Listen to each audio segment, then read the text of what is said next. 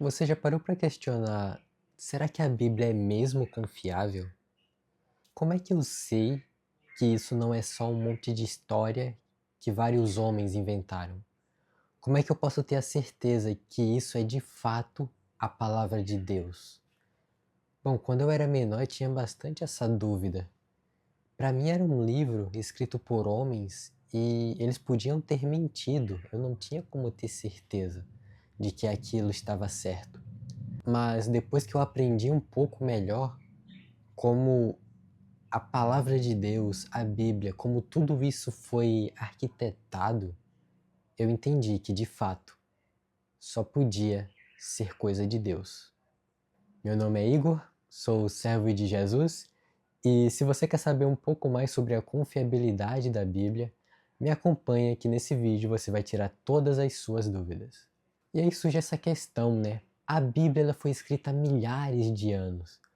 Como é que ela pode ser um livro tão importante, tão poderoso ainda nos dias de hoje?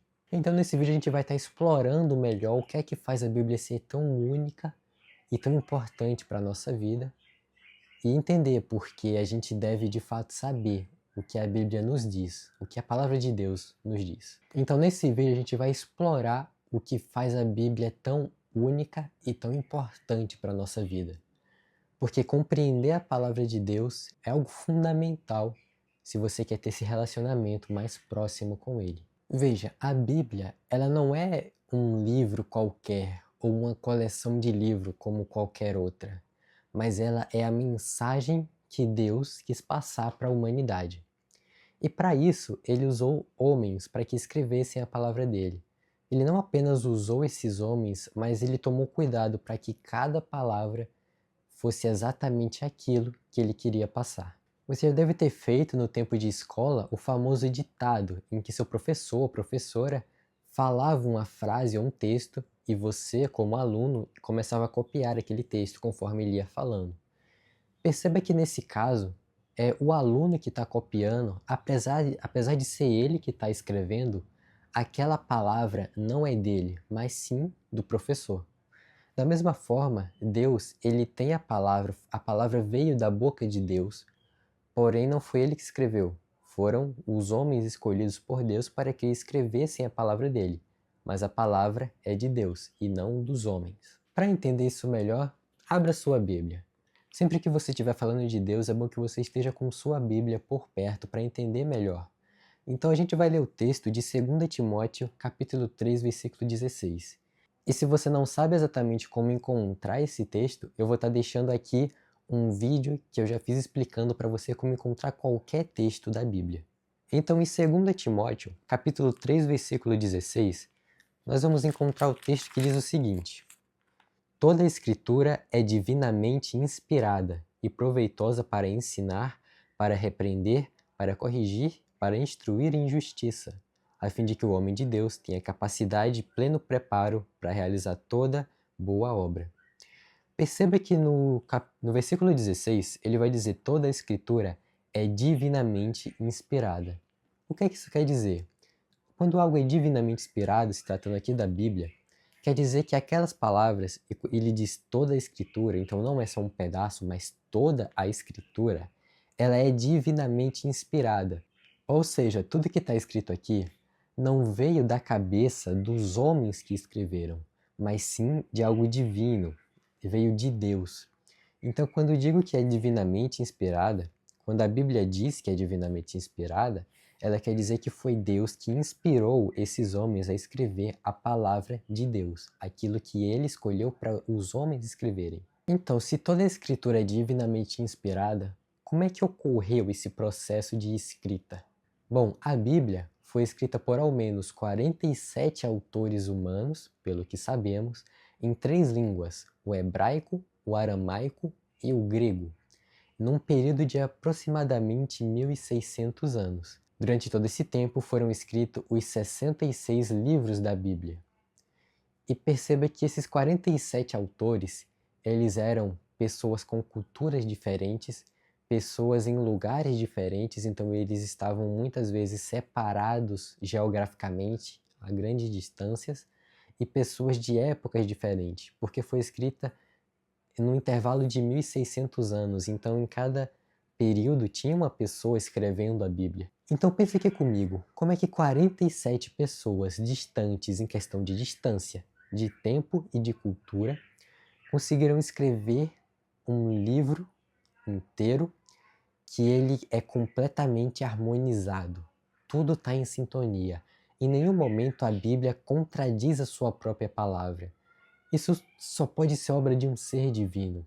Porque se eu escrevo uma coisa aqui e eu ligo para um amigo meu falando, olha, eu vou escrever o primeiro capítulo de uma história, você escreve o segundo, e a gente não fala mais nada, não tem como a gente escrever a mesma coisa, né? A gente não teve contato. Como é que a gente vai saber o que ele está escrevendo? Como é que ele vai saber o que eu estou escrevendo? Vai sair uma coisa sem sentido, não vai? Então, como é que 47 pessoas, veja, não são duas como nesse exemplo, mas 47, no intervalo de 1.600 anos, com culturas diferentes, 3 línguas diferentes, em lugares diferentes, cara, e tudo tá interligado. Uma coisa se conecta com a outra, faz todo sentido, só pode ser coisa de Deus. A segunda carta de Pedro, no capítulo 1, versículo 21, vai dizer o seguinte: pois a profecia nunca foi produzida por vontade humana, mas homens falaram da parte de Deus, conduzidos pelo Espírito Santo. Ou seja, ele diz que a profecia nunca, em momento algum, foi produzida por vontade humana, mas sim da parte de Deus, de homens guiados pelo Espírito Santo.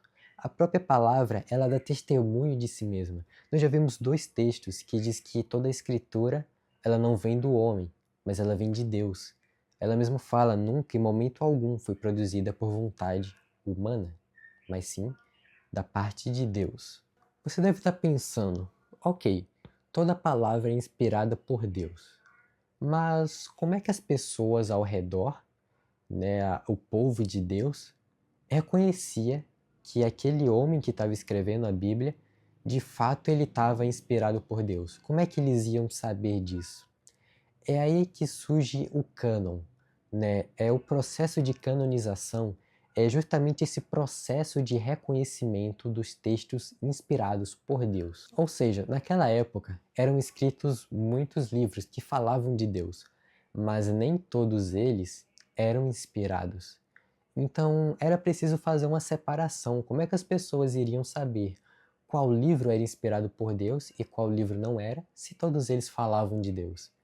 É justamente que surgem alguns critérios de canonização. Então a canonização, essa lista de livros inspirados por Deus, teve 3 principais critérios.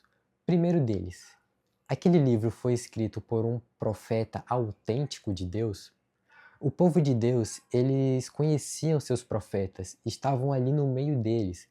Eles falavam coisas que apenas uma pessoa que teve contato com Deus poderia saber.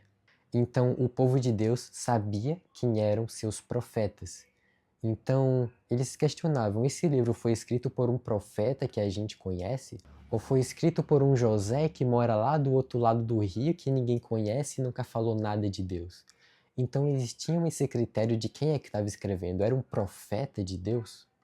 O outro critério era: esse livro é doutrinamente correto?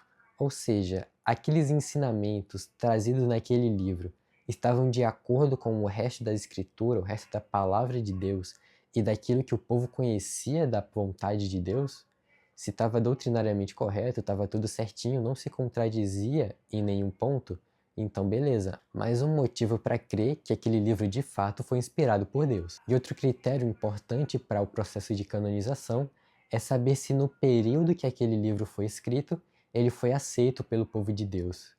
Então os livros, quando eles eram escritos, rapidamente o povo de Deus ele já reconhecia como um livro inspirado, tanto por ser escrito por um profeta, quanto por ser algo que já estava ali correto, né? Que estava de acordo com a palavra, com a vontade de Deus, e o povo em pouquíssimo tempo reconhecia: esse é um livro inspirado por Deus. Então quando você vê que encontraram um texto escrito há 2000 anos atrás, dizendo que esse texto é a palavra de Deus, não é, porque se fosse, teria sido reconhecido naquele tempo pelo povo de Deus. Outro processo importante que a Bíblia passou desde a sua escrita até chegar em nós nos dias de hoje foi o processo de tradução.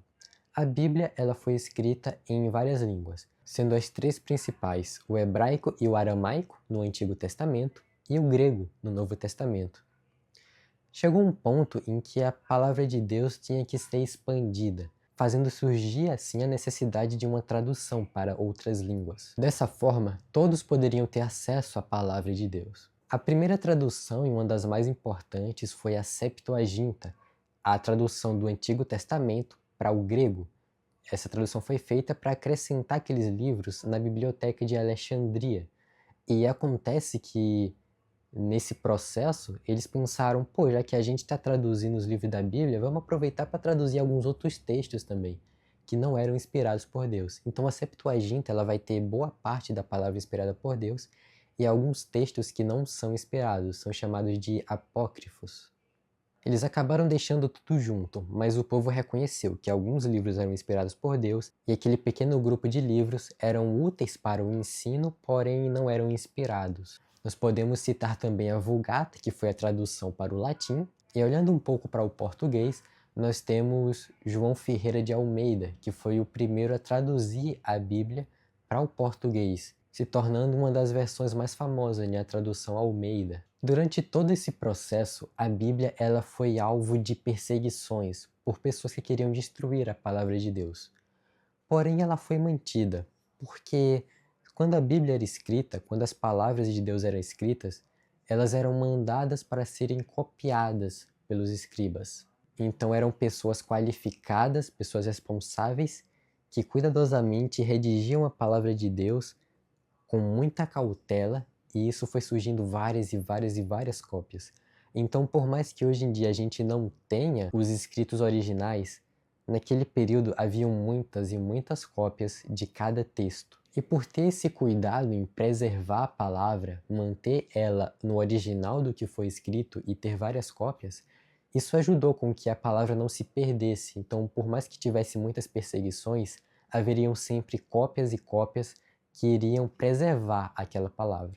O fato de ter várias cópias foi algo que também ajudou muito hoje em dia, quando você vai avaliar um texto para ver se aquilo que está escrito realmente condiz com o original. A gente não tem o original, mas tem uma vasta quantidade de cópias que dizem exatamente a mesma coisa. Às vezes uma cópia difere em uma palavra ou outra, mas se você olha pela quantidade e pelo que estava mais perto do original em questão de tempo, você percebe que aquela palavra de fato era autêntica. Com o surgimento da imprensa, a Bíblia também ela foi impressa, e isso fez com que a palavra fosse distribuída, se tornasse mais acessível para todos. Com o avanço da tecnologia, hoje a gente tem a Bíblia em diversas versões e traduções para todas as línguas. A gente tem até mesmo Bíblias digitais que você pode acessar no seu celular, que vem com funções de busca, de leitura em várias versões. Está bem mais acessível hoje em dia para que qualquer pessoa possa ler a Bíblia.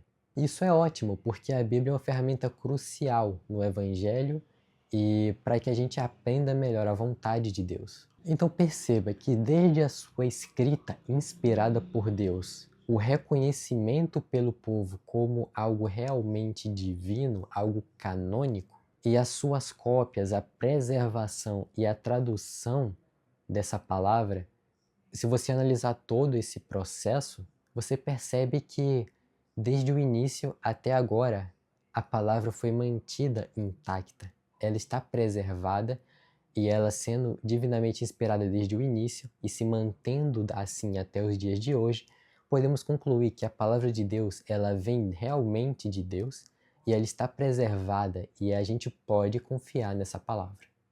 Eu espero que esse vídeo tenha te ajudado a confiar mais, a ter certeza que a palavra de Deus realmente é divina. Se você tem alguma dúvida, pode deixar aqui embaixo que eu vou estar te respondendo. Se inscreve aqui no canal se você quiser ver mais assuntos relacionados a Deus e ativa o sininho para que você não perca nenhum vídeo. Espero que você continue firme, se mantendo nesse caminho que Deus se agrada. Que a gente continue aprendendo juntos e nos tornando cada vez mais próximos de Cristo. Tchau, tchau.